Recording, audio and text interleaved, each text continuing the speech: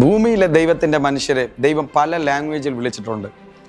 ഒരിക്കൽ ദൈവം വിളിച്ച ലാംഗ്വേജാണ് ദൈവത്തിൻ്റെ മനുഷ്യൻ ഭൂമിയിലെ മരമാണ്, വൃക്ഷമാണ്. ഇത് വേദപുസ്തകത്തിൽ പല സ്ഥലത്തും നമുക്കിത് കാണാൻ കഴിയും.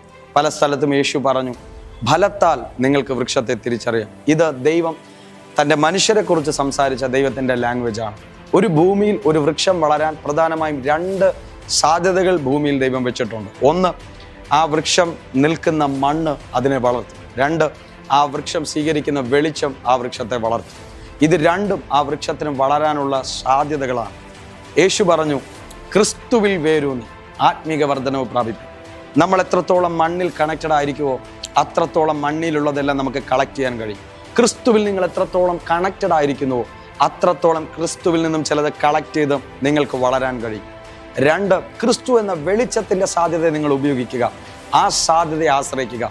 2 തലങ്ങളെ ഉപയോഗിച്ചുകൊണ്ടാണ് ഒരു വൃക്ഷം വളരുന്നത്. 1, അത് നടപ്പെട്ടിരിക്കുന്ന മണ്ണിനെ ആശ്രയിച്ചത് വളരും. 2, അത് വെളിച്ചം സ്വീകരിച്ച് വളരും. മണ്ണിൽ ആ വൃക്ഷം കണക്റ്റഡ് ആയിരിക്കുമ്പോൾ അവിടെ എന്തുണ്ടോ അതിനെ ആ വൃക്ഷം കളക്ട് ചെയ്യും. അത് കളക്ട് ചെയ്ത് ആ വൃക്ഷം വളരും. ആമേൻ. ഈ ദിവസങ്ങളിൽ ക്രിസ്തുവിൽ നിങ്ങൾ കണക്റ്റഡ് ആണെങ്കിൽ ക്രിസ്തുവിൽ നിന്ന് കളക്ട് ചെയ്ത് നിങ്ങൾ വളരാൻ പോവുകയാണ്.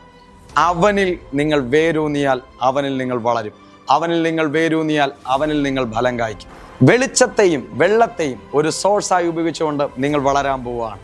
യാക്കോബ് തൻ്റെ പുത്രനായ യോസെഫിനെ നോക്കി ഇങ്ങനെ പ്രവചിച്ചു പറഞ്ഞു, യോസെഫ് നീരുറവിനരികെ നടപ്പെട്ട ഫലപ്രദമായ വൃക്ഷം.